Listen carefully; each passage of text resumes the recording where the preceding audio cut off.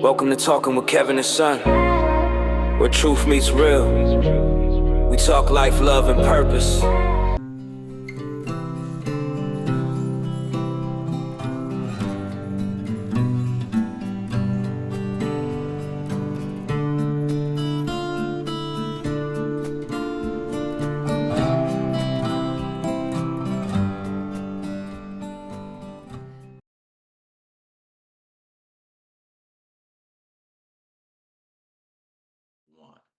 Welcome to another edition of Talking Wit Kevin and Son, where real conversations meet real people with purpose. Through the power of your story, our mission is to uplift your voices, to inspire you, to share your story, experiences, and perspectives using the framework of teaching, learning, and modeling.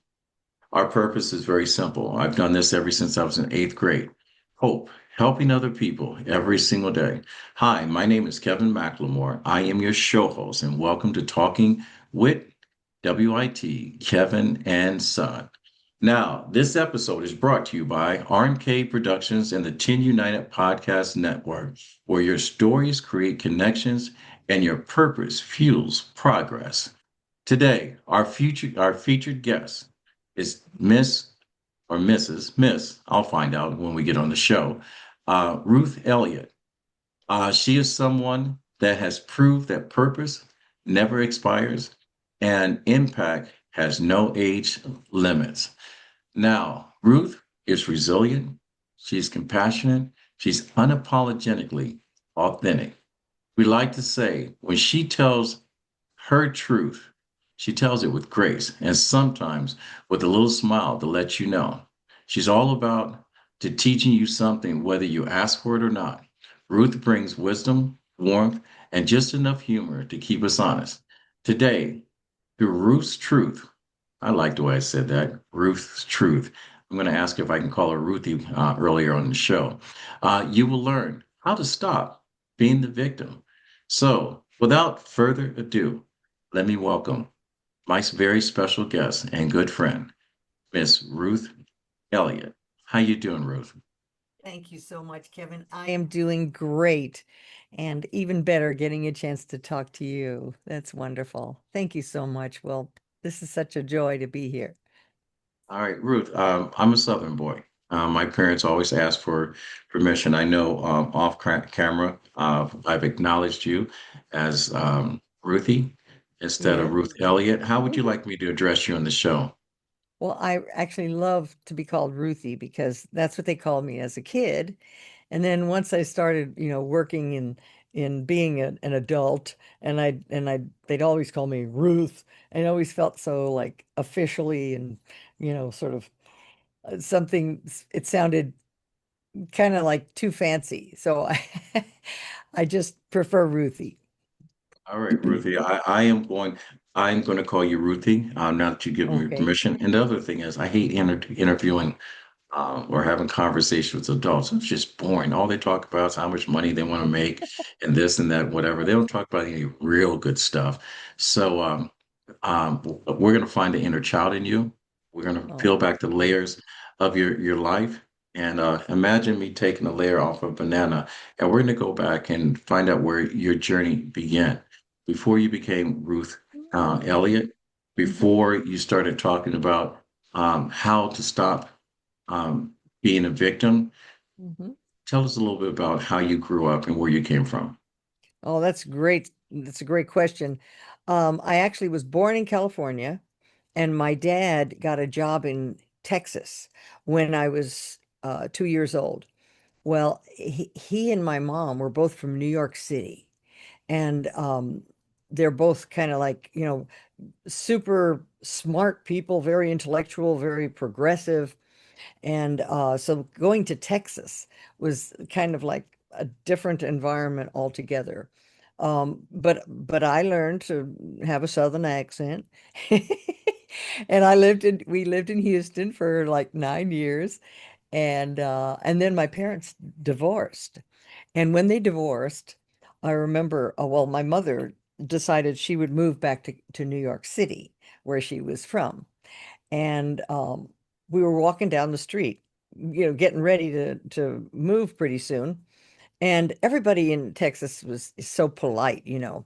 So there was a fellow sweeping the walk, and when we walked by, he politely put his broom aside, and we all said howdy, and then walked on. And so she said, "Well, honey, when we get to New York, you won't be able to say howdy to everybody down the street." And I said, "What? What kind of place are we going to?" You know, I was really like, I was really kind of like trepidatious about New York. And then we got on the airplane, you know, and it was like beautiful. Sun was shining, beautiful clouds, and it was beautiful up in the airplane. And then as soon as we descended, we had to go through these clouds that were like were all of a sudden black, and wind was blowing, and it was we got under the clouds and it was pouring rain. And I said, "But wait a minute, well, what was it? Where's all that sun that was up there?" And when we got down underneath into the actual land, and there were all these people looking miserable with their umbrellas, and I thought, don't they know that it's still shining up there? So that was one of my first, feelings of like getting my mind blown, of feeling like, wow, there's really never a reason to feel depressed because the sun is always shining above the clouds. So that was a good experience for me. That's a great mindset. And remind me off camera to tell you my story, my New York story when I first brought my grandmother to visit me in New York. It's a little bit similar to yours, and you know, Oh, that's I'll tell you great. that story. Remind me through this interview. But but the audience doesn't know you the way that I know you. You've gone through some stuff in life. You've been married twice. Um, you've had to overcome some stuff, and we all had to come overcome some stuff. We're about to enter um, another 365 days. We call it a new year, and we Mhm. either are going to carry things um, with us going forward, or we're going to leave some things and people behind us and move forward. When we talk about defining moments in your life, what were those defining moments that led you to be where you're at? And for the reason why we're talking about this conversation is stop being a victim. What was the defining moment in your life? Wow, now that's a big question. Well, m- I always was very much an idealist, and my mother was very philosophical, and she was always teaching us things. And like when we walked down the street one day, and see, this is another thing, she didn't have to work until my parents got a divorce. And so like she was there to guide us. And like we saw these kids that were fighting across the street, and they were like swearing at each other. And I remember thinking to myself, and I asked her, I said, "Mom, why are they doing that?" And she said, "Well, that's probably what they hear at home." And I was so shocked because my parents were very polite people, and I never heard them fight except for once, right before they divorced. And so to me though, I thought, don't parents know that that kids are going to do whatever they see around them? Because I was like a little, uh, I guess you could say a copycat. I was always learning from somebody else. Everything that my sisters did, I tried to learn, and so I knew that kids were copycats. And she said, "Monkey see, monkey do." So, so I always wanted to have, I really had it in my mind and in my heart that, boy, I wanted to be like a doctor or something. And I just really wanted to help people. So I thought, well, if people are just growing up with terrible parents who don't really help them, well, then and they're not good examples, then basically I thought, well, if people have physical problems, I could be a doctor, but that's just physical. But the big problem is that people aren't nice to each other. And that was my big goal. I thought, how could you get people to be nice to each other? And I just really understood that it has to start from the time they're little. And that's why when she told me that, and I thought, well, I could be a psychologist to try to unravel all the crazy stuff that kids go through when they're little, that made them, bad adults. Or why don't they just start them out right? So I had this dream that wouldn't it be nice to have a child, start them out right, and then they would grow up and become a nice person, and that would spread to other people because everyone affects everyone else. And that was my big, uh, I guess, goal in life was to try to be a good example to my kids, and then hopefully it would spread to the rest of the world, even if it took a long, long, long time. That was my idea, and that was why I wished on a falling star for a baby brother because I knew that I was too little to have a kid. I said, I'm too little to have a baby, but I want to practice right away. So I got I wished on a falling star. I went outside and saw, actually I didn't know that I was going to wish on a falling star, but I did. I saw a shooting star, and I wished on it, and I just said, God, make if my mom gets pregnant, then I'll get to take care of the baby. Please give me a baby brother. And so I did, and she did have a baby brother. But but so but I guess the root of when you asked what was the big thing that impacted me to become a victim was when she did get pregnant, and I saw her in getting a little fat, and I asked her and I said, Mom, are you getting fat? And she said, no, honey, I think I might be pregnant. And I said, oh, that's great. I'll get my baby brother. And so, but she said, oh, I don't think but your father's not very happy about it. He wants me to have an abortion. And that was something that I didn't know what an abortion was. And so I said, what's that?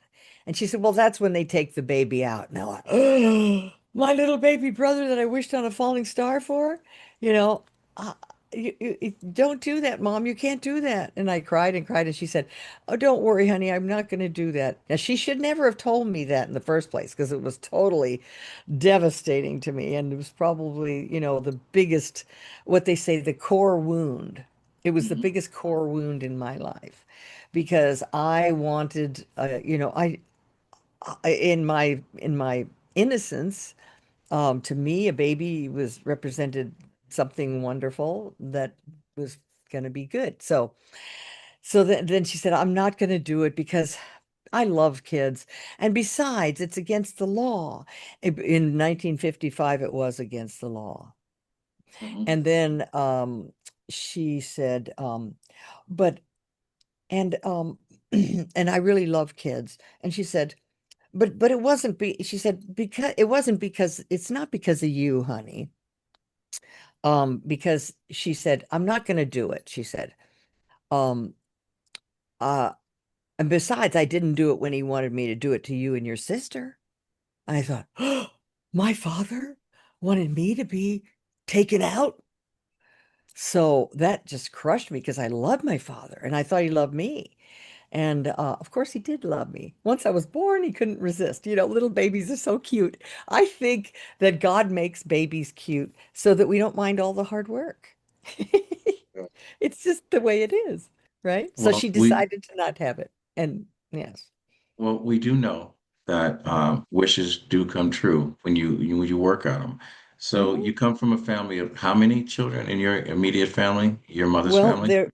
there were four, she had four kids, and Okay. that's how many, I was, the little brother ended up being the last one, and he was four. He was the fourth. So in your own life, when you got a chance to have control of your life, I notice you're an overachiever. You have eight children of your own, and you Seven. have seven children of your own, and eight grandkids. I'm trying to Yes. memorize my notes. Um, I'm going to ask you two questions. Name all seven of your children. Okay, there's Diana, John, Michael, Lisa, Stephen, and I'm sorry, as Lisa, Annie, Stephen, and Rebecca. See, even I get mixed up. It's funny because my one of my kids is like so amazingly funny. And when I only had three grandkids and seven kids, she said, "Mom, it's a failed pyramid scheme." So, which one is your favorite out of the seven? Oh my gosh, how could I? I cannot, I cannot, I I'm cannot just teasing. say. I'm just Yes, teasing you. they're all I, they're all I, wonderful. I always hope that one day someone's going to answer that and then retract it later on. Because I know with me, I always say depends on which day of the week. They're all my favorites, but sometimes people get twisted during the course of a week. Now, Mhm. at How the many top of the kids do show, you have? Sorry for interrupting. I have four.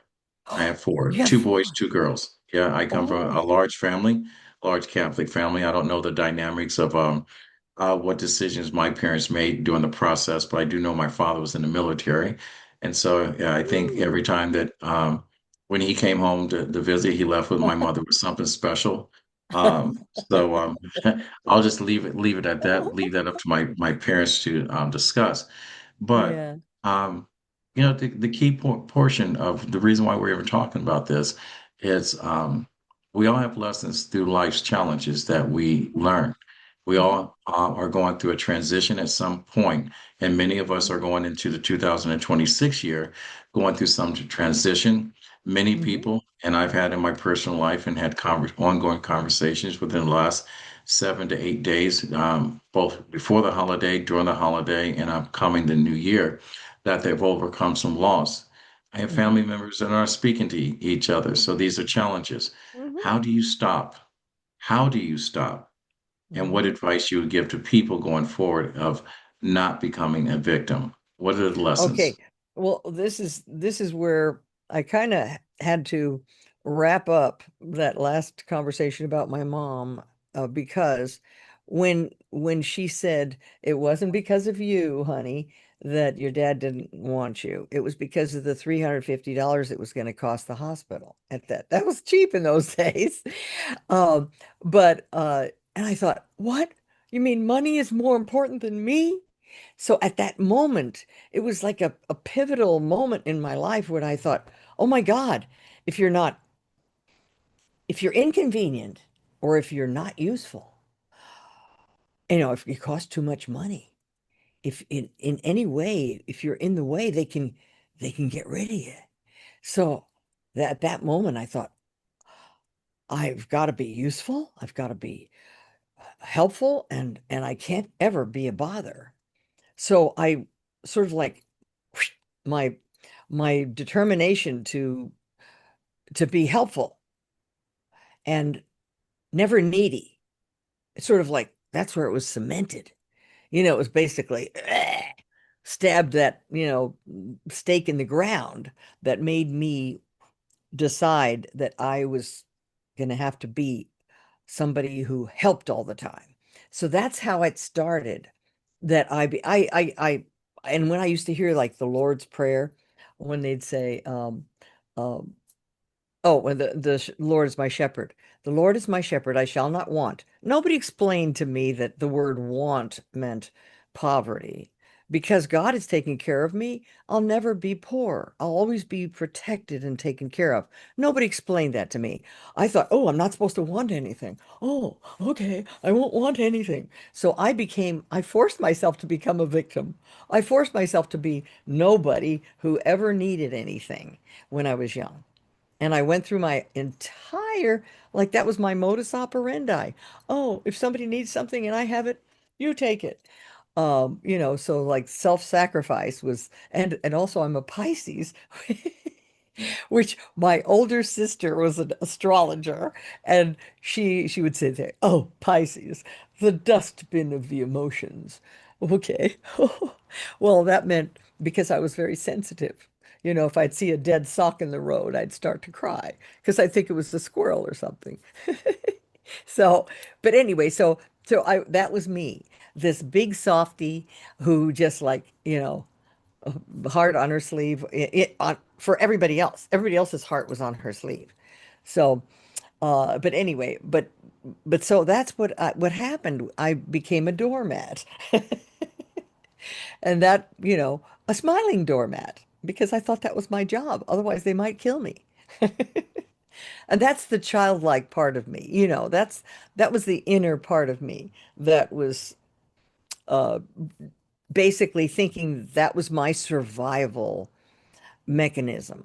And I think this is exactly what, I mean, I've been through so many years of inner work and working on my subconscious, working on all these hang-ups and things. So I've overcome that. But one of the things that, like Derek Rydall, I don't know if you've heard of him. He was somebody who uh, was studied under Michael Beckwith, who's a very famous, he's the head of the Agape Spiritual Center. And he's an amazing fellow. I don't know if you've ever seen him. He's black. He's been friends with the Dalai Lama and all these other people. He's Tony Robbins' mentor, as well as Derek Rydall. So I studied with Derek Rydall for a number of years. And Derek Rydall explains that we all get in our lives a core wound, and everybody gets one, or at least one. And the core wound is actually absolutely necessary for us to have in this 3D Earth world that we go through. And the reason why we get the core wound is because if it didn't happen, we wouldn't develop certain abilities that if everything was fine and we never had a problem, we'd just go along being earthworms, nee, nee, nee, nee, nee. So we just wouldn't have any problems at all. So these problems that we have end up being the instigators of our core strength. Because what abilities did I develop through that? I developed a super ability to listen and observe to see if anybody was needing anything, because I wanted to be the first one to jump in and help, because then I'd be useful. I had to be useful. I had to not get in the way, and whatever. So I became super hardworking, super smart. My dad was an engineer. I wanted to learn everything.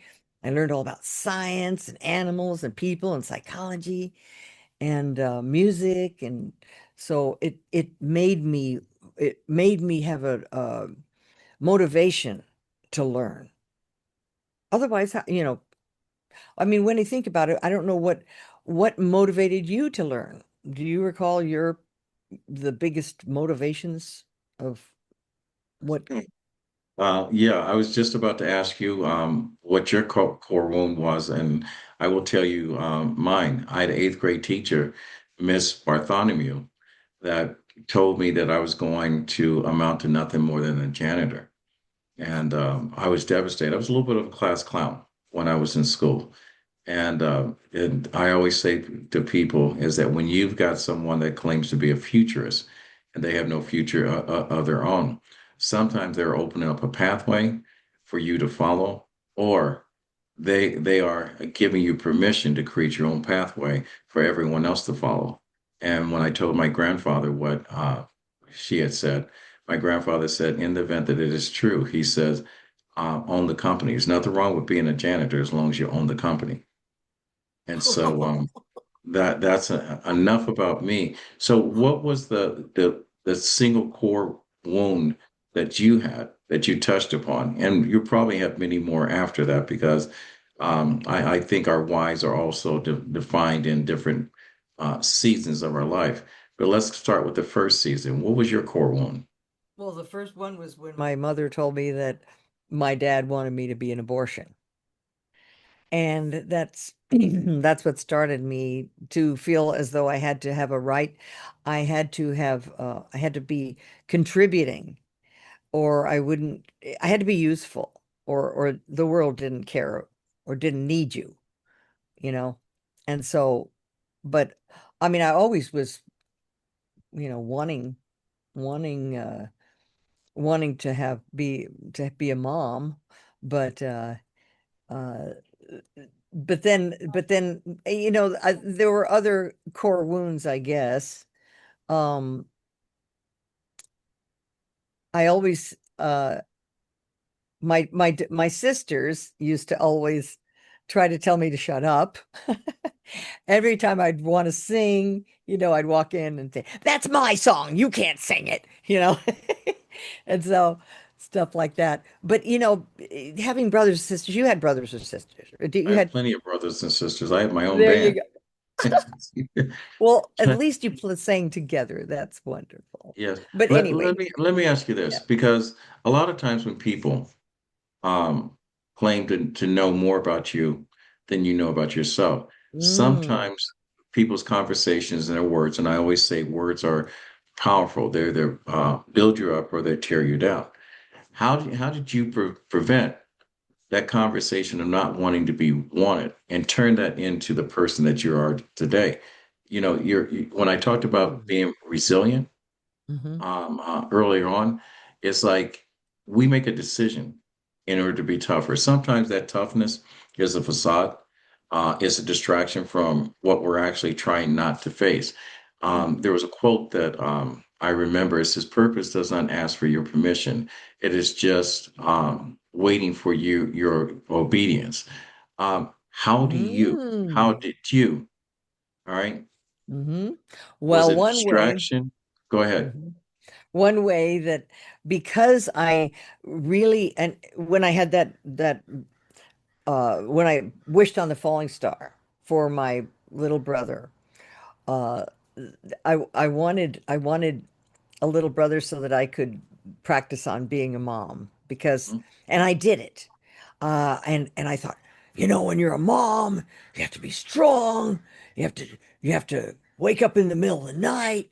So I was determined to help. So I did everything. Even when I was tired, I'd watch him as a toddler. Even when he was a little baby, I'd pick him up and walk him around the house and say, "Now this is a cat, and that's a this, and then just all the little things, so that he would have something interesting to think about." And so, as and I even woke up in the middle of the night to feed him with his bottle, because she didn't breastfeed him. And but the thing was, is that I thought I must be strong, because that's what you have to do. And then I remember when I did, since I wanted, every day I'd think, "Oh, this is working so well with my little brother. How many kids do I want?" And every day during school, I'd look at the playground, and I'd think, "How many kids could I handle?" And if they were all as nice as my little brother, then I could handle like up to 13. But if they were like, some of the kids were annoying and mean, maybe it would go down to 4 or something. But it never went below 4. But I really wanted the 13. So, but as it turned out, when I did get older, I was always thinking of terms of like, I've got to be strong. I've got to be strong. So, like, anything that would make me weak, I started when I was around, I guess, 19 or 20, taking vitamins and stuff like that. And if I would eat something and it would make me tired, I'd say, "I don't want to ever eat that." So I would gear my whole thing, diet and everything, is how much energy it would give me. And mhm, if things would make me tired, I wouldn't do it. So mhm. that's one of the things that helped me. I was always thinking of, I want to be energetic. I want to have energy. So that's gone on the entire life. In fact, I've got all kinds of techniques that I've developed, how to keep myself strong and healthy. All right, And we're going to talk about those techniques, but going into the second half of the show. But um, we've done a great job of setting up your story. Now we're going to get into the meat of the story. But there are people that are going to want to know how to get in touch with you. Um, and I know you also have a book that you're working on. I want to talk about that in the second half of the show. How do people get in touch with you? Okay. Well, I have several websites. And right now, the one that if somebody wants to get in touch with me to do like talking about anything, personal or whatever, or okay, it's spiritled supermoms.com. Now, spirit led is there's a hyphen between spirit and then hyphen led and then hyphen supermoms.com. And that's my email is Ruth at spirit led supermoms.com. And my direct line is 626-940-4768. And let me repeat that. It's 626-940-4768. And I'm on Facebook as Ruth.Elliot. If they type in that, they'll find me. And I'm on LinkedIn as Ruth. It's all without any kind of spaces. Ruth Elliot, Go Mommy Go. And the Elliot is spelled with two L's and two T's. Whether it's on Facebook or anywhere, it's two L's and two T's. So, and Go Mommy Go, by the way, is my website for moms because in 2003, I started this website with all these tips for moms to help their kids because I remember like being overloaded because when I had two kids, I wasn't working at except for at home with the kids. And we had a great job the first 7 years of our marriage. My husband and I, we worked for Mike Love of the Beach Boys, and we were his property managers. And so we lived in Santa Barbara. It was beautiful. I had two kids there, and it was all lovely. And then he got laid off, and we had to go back to LA, with nothing basically. Uh, and then I had to get a job, and I didn't want to have to get a job. I was just everybody's caretaker up there. And I knew what to do, but I didn't want to leave my kids with somebody else. And so it was I understand. devastating. I Yes. understand. Yes. Let's And talk about, mhm. if you don't mind, I Yes. want to pull back another Sure. layer of your story. Uh-huh. You're sitting in a room with instruments, and as I mentioned earlier, top of the show, we are talking about how to stop becoming a victim. You're a musical artist. You have something on Spotify, but you also have a book that you're working on. Let's start with the book, if you don't mind me Okay. telling your No, secrets and because there's a pre-promoting lot of things in between that they can hear about later. them. Okay. But the book is called Baby in the Bathwater. And the title, some people say, "What? What's the title?" But it's significant because I was the baby that I was almost throwing out with the bathwater all the time by being trying to be, youthful and let everybody else have their way and throwing myself out. So I was like not paying attention to me. So I was throwing my own baby, me, out with the bathwater. So it's called Baby in the Bathwater, how I rediscovered my own self and started to get my own feeling of worthiness and being, having a right to exist and have a point of view and have my own preferences. Because I know that there's a lot of giveaholics out there. There are a lot of ladies who probably do the same thing. they're always the first to jump and help. Well, like the old joke, they said, a mother is someone that when there are 7 people at the table and only 6 pieces of pie, promptly announces that she never did care for pie. So, that's the way, a lot of ladies are. They're the giveaholics. And those are the women that I reach through spirit-led super moms. And in my book, The Baby in the Bathwater, I'm helping them connect to that part of them that's important and valuable so they don't throw it away. All right. Are there any other lessons in the book that you want to highlight right now? Yes, the biggest one is to listen to your intuition because when I jumped right over and mentioned my first husband and the first 7 years of our marriage, that was pretty good. Okay. But when I when I was looking around to try to find an eligible husband who would want 13 children or any children, I remember as a 21-year-old thinking, oh my gosh, who am I going to marry who'll want these children? You know? And so I would, go out with people or interview them even before I'd go out with them because I didn't want to go out with them. They weren't going to be eligible husbands who wanted kids. So, um, so I couldn't find anybody. Everybody I asked that, no, I don't want kids. Sorry. None of them wanted kids. So, but this one guy came along and boy, he was just like amazing. When he heard I see the problem was I told him I wanted kids before before I asked him. But anyway, he wanted a whole orphanage full of kids. He had a heart of gold and he was like so nice and he loved Bombay and everything. Well, I didn't know anything about narcissism at the time. And there was no Google. That was way before Google.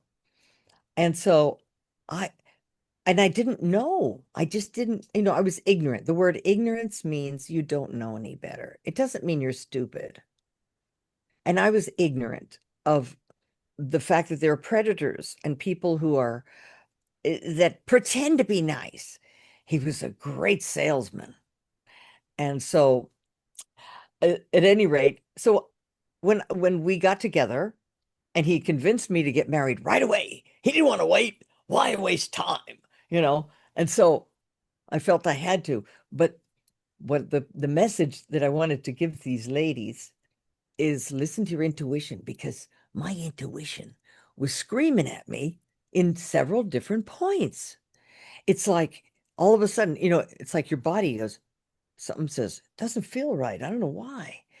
But I was so used to stuffing my own emotions from being that giveaholic that had been trained. Don't listen to yourself. Pay attention to what everybody else needs. So that's where when I help women who to prevent them from being a victim, if I could get me when I was young, and thank God for the internet, because maybe I will get those girls now, the ones that are they're there's a guy coming along who's just seems perfect, but something feels weird, It reminds me of a joke, and I have to tell this because it's short. There was a little girl who lived right down the street from her grandfather. And she rode her bike one day and went past her grandpa's house and stopped and said, Grandpa, Grandpa, could I have 10 cents for a bag of potato chips? I really want some potato chips. That was in the old days when potato chips were only 10 cents. And so he says, well, honey, I'll tell you what, I can give you a dime today. Or if you come back next week, I can give you $1. So make a choice. Is it a dime today or $1 next week? And she goes, oh my gosh, I really want potato chips today. I just want the dime. So he gives her the dime. Next week comes along. She rolls by his house again, knocks on the door and says, hey, Grandpa, could I have a dime for a bag of potato chips? And he says, honey, Don't you remember last week? I told you that you could have $1 this week if you waited, but you chose the dime. So she goes away without her dime. Years go by. She becomes a beautiful young woman, and she's some guy uh, wants to marry her. So she goes to her grandpa and says, "Grandpa, s- Joe wants to marry me, but I don't know, should I?" And he says, "Honey, I think this guy's a dime, and there's $1 waiting for you around the corner." Yeah, it's funny. Now, So, so you got a wonderful book coming out that you're working on. So we're going to yes. anticipate that and celebrate that. And it's Um, full of cartoons, I must mention, because I'm an artist okay. and I have tons of cartoons, funny things the kids said and and interesting things the kids said, that reveal the craziness of family life that everybody probably, it's the secret life of everybody. Mhm. Well, I believe, and if I was someone listening to this interview, I'll be sitting here with pen and paper, trying to figure out if I were to ask you 5 things Mhm. that could help me stop being a victim that could be showcased in your book. And I think you mentioned one of those is that life is about chance and choices and the actions that follow. I'm putting my words in there. Um, Mhm. real quick, what are the 5 things going into 2026 and 2027 and going forward? How can we, what will be those 5 things that you would list that would be paramount and trying not to continue your life as being a victim? Start with one. Okay. Well, the first thing would be to pay attention to how you feel. And this means you have to love yourself. And it's sometimes hard to pay attention to yourself when there's so much noise and distraction. So take take time, pause before jumping immediately under pressure. Because the people who want to take advantage of you, who are the either the narcissists or whatever, a pushy salesman, being able to pause. And I learned this through like meditation and having time alone, because when you want to pay attention to how you feel, you can't do it with everybody else around, or they're, well, uh so take some time alone every day to assess your feelings and how are you doing. And you have to take care of your body, because if you don't take care of your body, you won't have anywhere to live. That's two. And so paying attention to your body. Now, this means caring for yourself. You know, do what makes you feel good about yourself. You know, some some people like to look good, on the outside, and that makes you feel good. So if it makes you feel good to look good, then do that.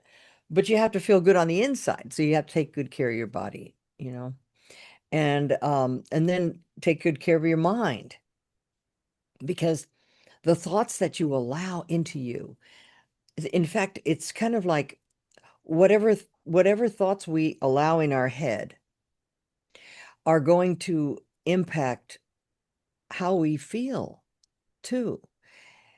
And well, like when my kids were little, I always would, before we go to bed, we'd say a prayer.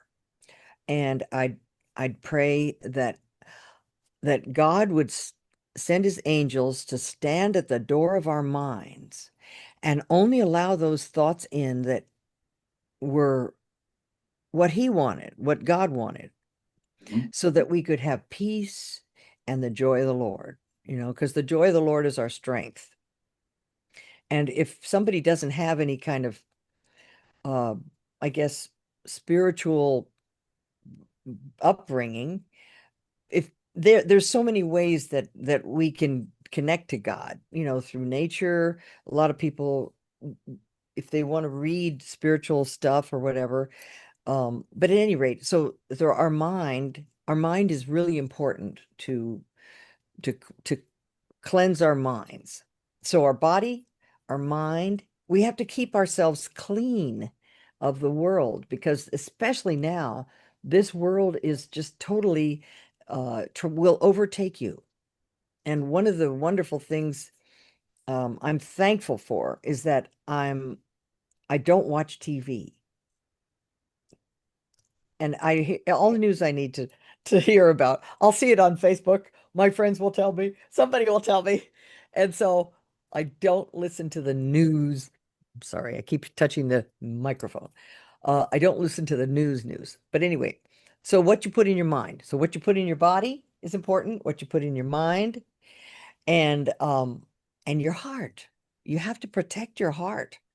So if you want to keep from being a victim, one of the wonderful things is that through studies about the higher mind, and I don't know if you've heard of uh, Bruce Lipton, Greg Braden, these great teachers who have studied quantum physics and how it relates to our bodies, because we're made up of we're all molecules, right? The same Or molecules are energy. in the wood and everything. It's all different rearranging of molecules that makes up us. But the key element is water. We're 70% water, right? So Yes. there've been proof that they take a glass of water. This fellow Masaru Emoto in Japan did studies on, they take glasses of water at different locations, and their research scientists would, and they put names, words on each glass, and one was love or peace or joy or whatever, and then they'd have hate, anger, whatever. And the job of the student, of the researcher, was to focus their energy, sending those vibes to that water. And then he took it and he froze it, and he put it under a microscope, and they'd look at these drops of water that had been frozen at, electron microscopes. And the ones that had positive vibes sent to them had beautiful patterns. And the ones that had hateful vibes had like kind of ugly looking designs. So they weren't really designs, they were like all tangled masses. So we're 70% water. We're sending out vibes and receiving vibes all the time. So the vibrations that we allow into us through our spirit, and it's funny that water represents spirit in like dreams. If you have a dream, like water represents emotions and spirits in your dream. Um, so we have, we're all influenced. So Mhm. that's why I turn my Wi-Fi off at night. I don't want all those electronic vibes from everything to come in at me while I'm trying to sleep. Right. So basically, your heart, your mind, and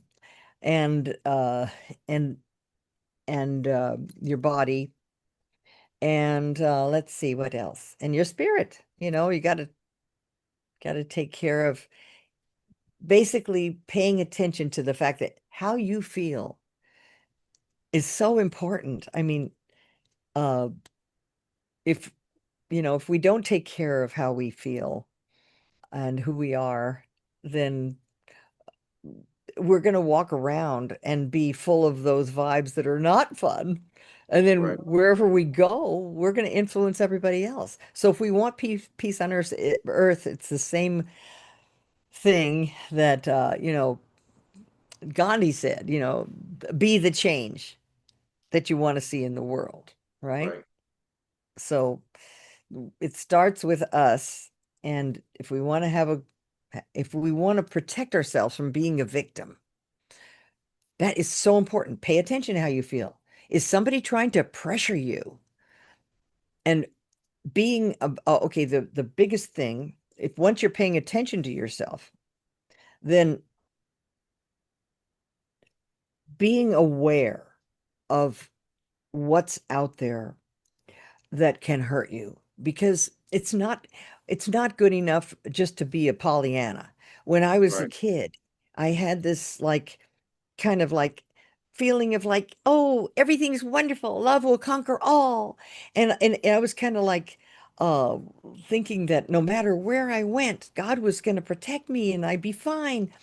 But I didn't know what was out there. And as I started having children, it was such a wonderful lesson for me because I realized, okay, wh- when a baby's little, you can protect them. As soon as they start walking, you gotta really protect them because they start, they can run out in the street and kill themselves. They don't know any better. And Right. so, and then because there's danger out there and you have to tell them. And I've written little children's stories. By the way, that's another thing I do is write children's stories Okay. that have little lessons in them. And I have several that are in the works. All right. Um, Let but me go ahead those, for our yes, go listeners and ahead. just kind of summarize the five things that Mhm, you brought up. Is one. All right. There are lessons in life that you learn through challenges, through mhm, love, love, loss, and then transition. You've experienced the loss of two husbands through life-changing events. Then mhm, you have built your resilience based on decisions that you've made one at a time. Your ability to take a conversation that your mother had shared with you, and you did not let it define you. The mhm, other thing that I've learned through this is that you put power into your faith, your belief, and your inner convictions.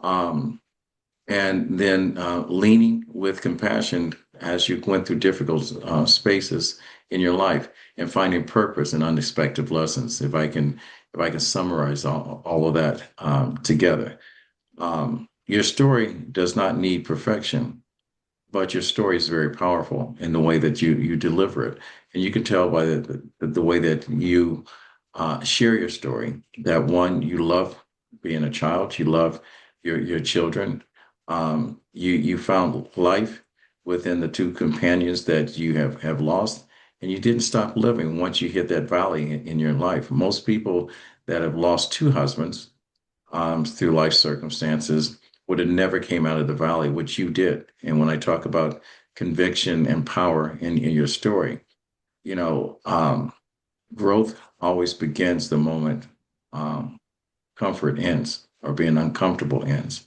So I appreciate you sharing with us your story, um, and I can't wait for your book. How do people get in touch with you? Well, let me give the website again. Uh, it's it's spirit hyphen led hyphen supermoms.com.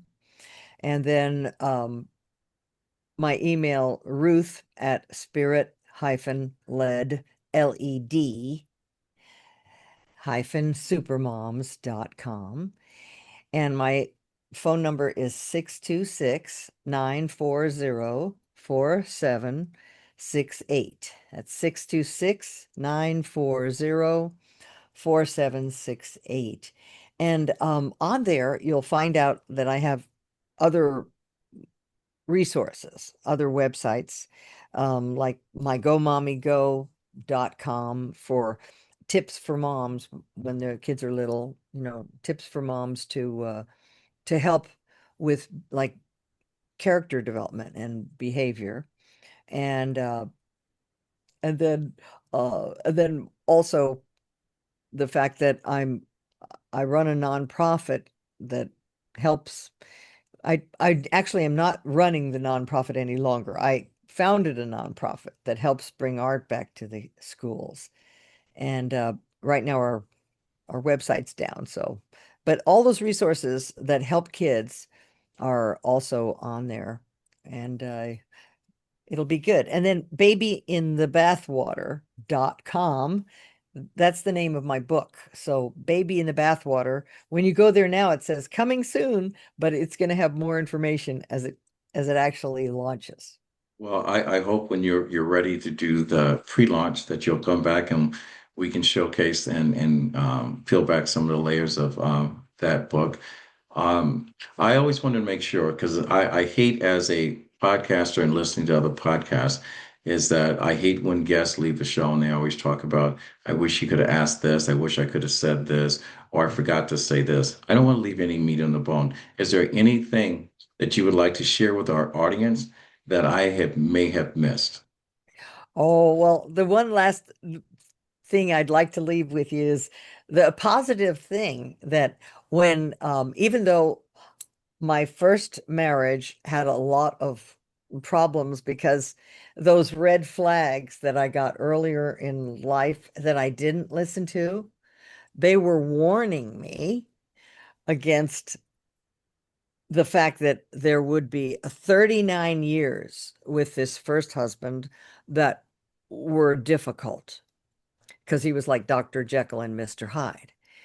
But then after he died, he passed away. Then a year and a half later, I met my second husband, and he was delightful. And so I had a wonderful 10 years with him that, that were wonderful. And even though he passed away, he was wonderful. And when I when he passed away, he said, um, I hope when I die that you're not alone, that you find somebody who's really a good person who takes good care of you. Well, that was such a contrast and so sweet of him because my first husband had said, I hope after I die that you don't get anybody and that you make sure you're still alone, you know. So that was so selfish of him. But at any rate, but my second husband was very nice. And when I'd introduced him and I'd say, this is my second husband. My first husband died. And he'd say, and I had nothing to do with it. He was very funny. He was half Irish, and the other half, he'd say, was entirely human. All right. All So I right. had a lot of fun the second time. Well, I'm glad you had a lot of fun. I'm glad you are still living your best version of your life. I appreciate you coming on the show. And for our listeners, if you like what you've heard, you can always find us on our YouTube page at RMK Productions and Network. You can like, follow, or subscribe. And I'm going to be honest with you, going in 2026, I'm going to repeat. I surround myself with people that have a high call to action. In the event that you are one of those people, I would like for you to like, subscribe, or even comment. And the reason why I say that is because my people that have come on this show, they don't drive by an accident. They stop to help. I've had 7 people in 2025 and before that have helped people get their one's life's wish. And so, this is the business of podcasting. The more you like and subscribe and follow and share, the longer you stay in business. I've survived 4 years just because I've done things my way, but I've always been very appreciative of the people that followed and shared or subscribed. So I will say thank you at the end of 2025, and I will say thank you in advance for 2026. Ruth Elliot, Ruthie, I appreciate you coming on the show and celebrating and sharing your story with us. And we all know that none of our stories they don't need to be perfect, or nor should we be looking for perfection, but we should look for power in our words, our conversation, and our actions, because life does reward action. So, if there is one thing from today's conversation I want to remind our listeners is that your life matters right now. Okay. Not when everything is perfect, not when you're feeling that you're ready. You have to get ready to be where you are so you're ready to accept whatever life brings you. But in this very moment, wherever season you are in right now, your voice, your experiences, and in your heart can still help someone else stand up, someone to breathe deeper, someone to keep going. Just don't be afraid to share your story, the good, the bad, or I would say the indifferent, not so much the ugly. Again, thank you, Ruth, for coming on the show. I'm going to keep a seat open, and hopefully that you will like to come back, and when your book is ready, that you'll pop in. I forgot to talk about your music. We'll catch up on that. You're on Spotify. Well, real quick, your music's on Spotify. How do we find it? What are you listed as an author on Spotify? Well, it's if you look up it's one album so far called Oh Baby, and it's because I wrote a song for my children called Oh Baby Don't You Worry Now. And so it's called Oh Baby, and it's Ruth Elliot hyphen Hilsdon, Hilsdon. That was my second husband's name. So Right. Ruth Elliot with two L's and two T's. And if you look up Oh Baby Ruth Elliot, you'll find it too. All right. So Then my go ahead. Go ahead. I didn't mean to I cut was you off. gonna say, I was gonna say that I'm blown away by your music. And I hope that your listeners listen to your music because you have some fabulous music. And I just discovered it and it's blowing me away. It really is amazing, wonderful. And I can't Well, wait to interview you someday. well, I want to hear your story. when you do your podcast, I will be more than happy to come in and be Okay. a guest. So I don't have as much stress. I can sit back and chill and just kind of, Yes. ramble along, tell my story, whatever. And hopefully and I believe that everyone has a story that needs to be told. And out of 8 billion people on this planet, I think each of our stories will make a difference, at least in one person's life. So Hmm. with that said, my grandfather always said, when you get to a place in life that you can help someone else out, he said it's your duty to do so. He said, reach one, teach one. And I want to thank you for being on the show, on my show, Talking Wit, WIT, Kevin and Son, and hopefully you'll come back. And with that said, ladies and gentlemen, this is the end of our show, and we'll fade to black, and we're out. Thank you. Yeah. It's the rhythm of life and a beat goes on. Yeah.